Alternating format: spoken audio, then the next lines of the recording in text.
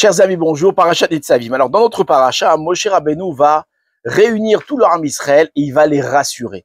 Pourquoi est-ce qu'il a besoin de les rassurer? Parce que la semaine dernière, dans Parashat Kitavo, on a énuméré, on a prononcé, Moshe Rabbeinu va prononcer, la Torah va prononcer une quantité astronomique de malédictions. Et lorsque les bénis d'Israël vont entendre toutes ces malédictions, ils vont être terrifiés.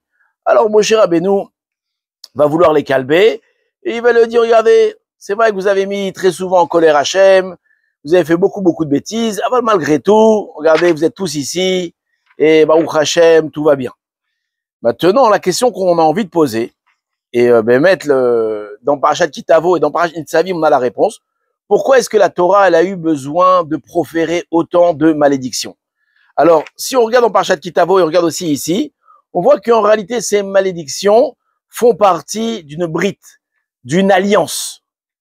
Alors, comment est-ce que ça rentre des malédictions dans une alliance? Comment ça rentre?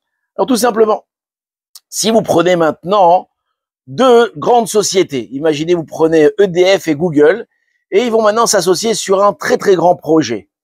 Et pour que chacun accomplisse sa part comme il se doit, alors ils vont marquer dans le contrat toutes sortes de tnaïm, de conditions.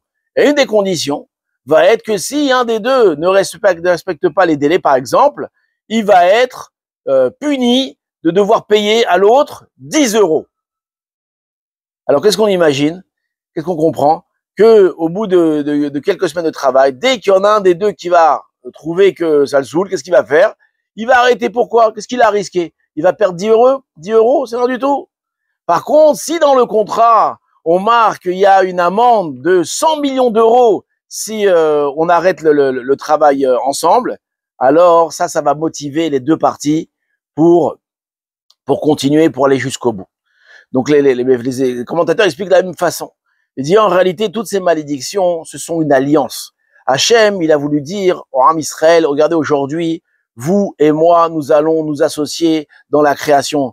Vous êtes sur terre, moi je suis dans le ciel, et vous êtes mes représentants sur terre. Maintenant, cette association, elle doit être très forte. Comprenez que moi, je vous ai choisi parmi toutes les nations. Je vous ai choisi dans un projet qui est éternel, dans un projet qui est destiné à toute l'humanité, d'accord, d'être un exemple sur toute l'humanité. Donc c'est un projet qui est très sérieux. Donc comme on a un projet qui est très sérieux, obligatoirement, qu'est-ce qu'on doit faire?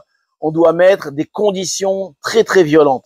Et c'est ces conditions-là qui vont montrer d'une part la gravité et aussi l'importance de cette association, et d'un autre côté, qui vont empêcher les deux parties de casser cette association. Donc en réalité, ici, c'est une preuve d'amour, une preuve de confiance que Hachem va nous porter en nous écrivant un contrat extrêmement élevé.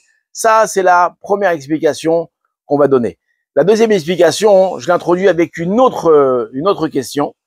Pourquoi est-ce que les malédictions vont être extrêmement détaillées? D'accord, on voit qu'il y a des pages et des pages entières qui vont rapporter les malédictions. Tandis que les bénédictions, c'est à peine 10, 15 versets. Alors pourquoi est-ce que la Torah va être radine, entre guillemets, sur les malédictions, mais par rapport aux bénédictions, les malédictions, elle va s'étaler énormément. Alors en réalité, c'est ici aussi un bienfait que Akadosh Baruch Hu, il fait avec nous. Pourquoi? Lorsque quelqu'un, il bénit son ami, il lui dit sois en bonne santé. C'est quoi en bonne santé?